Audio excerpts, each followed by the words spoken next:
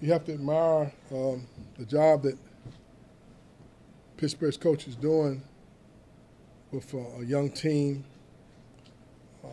He definitely had those guys ready. I thought the game plan was on point, in that they wanted to neutralize our size by spreading the floor and taking time off the clock and playing down to the last 10 seconds of the shot clock, which I thought was very, smart on their part to test our defense for long periods of time.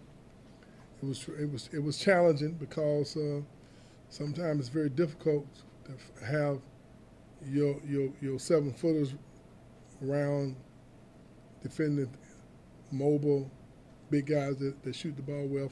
They're good catchers, passers, and shooters.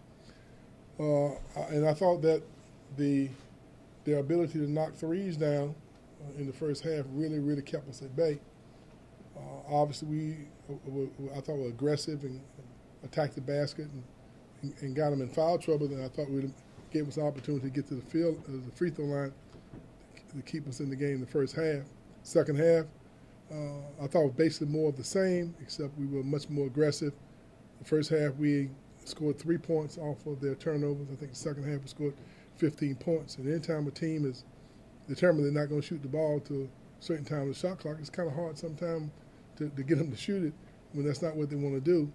So we got some deflections, got some steals, got some easy baskets, and got a little more momentum and was able to, in the latter part of about 6-7 minutes to go, be able to extend the lead. I was very pleased with our overall effort.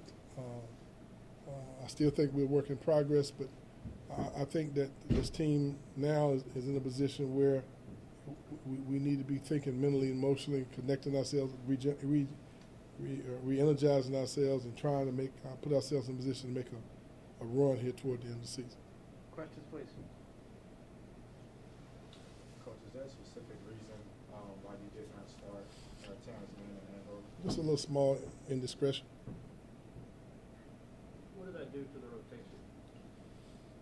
It gave the other guys opportunity to step up and have some chance to show what they're capable of doing. And so I was very pleased with the way everybody responded.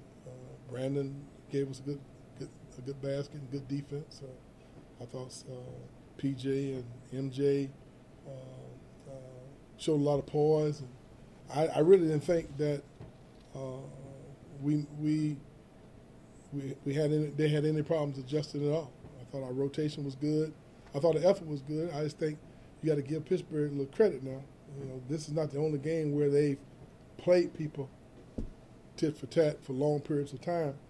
They've done this throughout the season, but it's always been a period in the game like it was for us at the end of the game where people have been able to extend leads on them because of their youth and their inexperience. But so I've watched the Miami game. The score's 43-44 going down the stretch. I watched the North Carolina State game, and it's a real close game toward the game against two really good teams. They lead the league in 3-point attempts, and they're not shooting them because they're not great shooters. So overall, I thought our guys made the adjustments second half, PJ and the entire team in terms of our rotation. I thought we got good in the first half. I thought that we were able to keep everybody fresh. We were not able to go as deep with our big guys. We had to extend people a little bit more on the perimeter, but this was a good game for us to have to make those kind of adjustments as you go prepare yourself for the ACC tournament. Leonard, two parts. How pleased were you with Cavangali's play today, with Kofor off early, and then to follow up? How important was it for Phil's big finish to you all tonight? Well, I don't want to use the word that Kofor was off because he didn't score any points the first half. He gave us tremendous effort, great leadership, energy, defense. I thought that he was really on point and everything. He just wasn't scoring as much. That's why you have a team and you have guys who, can come in and cover that. Fiondu, I thought his energy was unbelievable. I thought that he was emotional. He energized the team. He was excited, and he let everybody know that his effort meant something. And I thought our players responded to him, and he gave us an emotional lift. But I also thought all three of my big guys gave me that energy that I was pleased with, and hopefully that's something that we have not been consistent with. If they give us that kind of effort, I think that we got something going. Coach, I know you don't want to probably harp on the indiscretions, but No, maybe I'm not going to. lead, does the I'm not going to. Okay. I said all I'm going to say. A minor indiscretion. And that's it. You didn't learn their lesson with the halftime? Hey, listen, that's all I'm going to talk about. I mean, it doesn't do any good, you know. I'm the only spokesperson, and that's the end of it. Over, out, done. How much has PJ's return really boosted what you're able to do offensively? Just Man, we missed it. We missed him. I mean, we've had some things that we've had to overcome during the course of the season. You know, first we started out with Trent, and that bone bruise just psychologically. I thought it took him a long time to come back and feel comfortable. Chris, stress fracture.